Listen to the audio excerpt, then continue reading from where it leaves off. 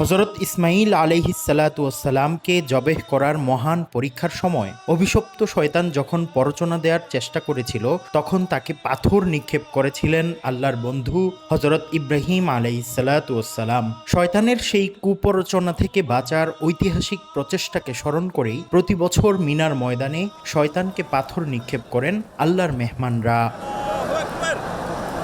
হাজিদের জন্য সাফা মারওয়া সাই করা, বাইতুল্লাহ শরীফের তাওয়াব, জামারায় পাথর নিক্ষেপ এবং যারা হাজি নন তাদের উপর পশু কোরবানির আমল জারি করেছেন রাসূলুল্লাহ সাল্লাল্লাহু আলাইহি ওয়াসাল্লাম, যার প্রতিটি ইবাদতই মূলত হযরত ইব্রাহিম, হযরত হাজেরা ও হযরত ইসমাঈল আলাইহিমুসসালামের ত্যাগ ও সংগ্রামের এক একটি অনন্য দৃষ্টান্ত।